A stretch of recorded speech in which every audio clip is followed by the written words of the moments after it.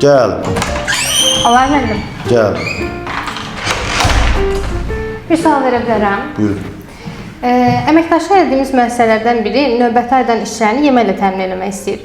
Biz bunun maliyyə və vergi şotuna necə qeyd alaq? Fidan, bax, deməli, maliyyə şotuna görə bütün xərclər, bütün ödəmələr formasından asılı olmayaraq, ümumiyyətlə, yemək haqqının ödənilməsinə bağlı 3 formada ola bilər. 1. Pul şəklində işçinin yemək haqqı kartına ödənilə bilər. 2.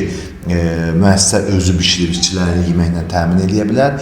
Üçüncü də biz üçüncü tərəflə, yəni catering şirkətindən müqavilə bağlayarıq, o bizə yeməklə təmin edir. Maliyyə şotunda bu formasından asılı olmayaraq ödədiyin yemək haqqı yemək xərcidir və bunu birbaşa rəhbərliyin aylıq hesabatında aşağıda mənfəətlərində qeyd ediləcək yemək xərci bu qədərdir. Amma qanunvericilikdə birincisi qanunvericilik bilirik ki, norma müəyyən edir. Normanı 2024-cü ildə müəyyən elədi və bir işçiyə düşən norma 5 manatdır. İndi istəyirsən bunu pul şəklində onun əmək haqqı kartına nağdsız qaydada ödə, amma təbii qeyd etməlisən ki, bu yemək haqqıdır. İkinci, istəyir özün bir belə deyək də, bişirmə yeri aç və işçiləri orada yeməyini bişir, yeməklə təmin elə. Norma daxili 5 manatdan çox olmamalıdır.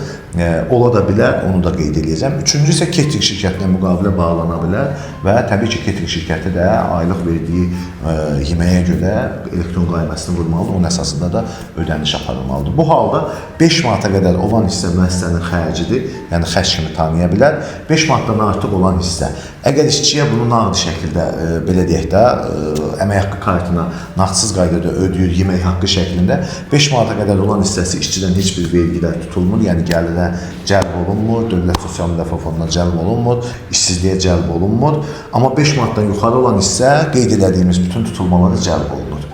Norma ilə, demək, norma daxili cəlb olunmur, normadan artıq olan hissə işçinin gəlirlərinə daxil olur. Müəssisədə də xərc kimi normaya daxil olan xərc kimi tanınır, normadan artıq olan hissə isə xərc kimi tanınmır.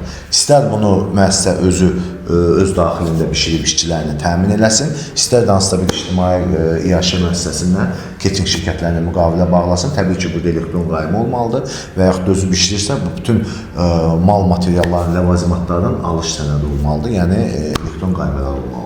Bunun biraz özün bişirəndə gərək birazca uçot da aparmalıdır ki, bunun aylıq bütün alışları, bişirilmə xərci maliyyəti formalaşsın. 5 manata qədər olan hissəsi xərcli, 5 manata yuxarı olan hissəsi isə şirkətin mənfəətindən çıxılacaq, yəni xərclərə daxil olunmayacaq. Belə. Oldu mənim. İmkan vermişsiniz də bir çay içək. Bir dənə çay verərsən.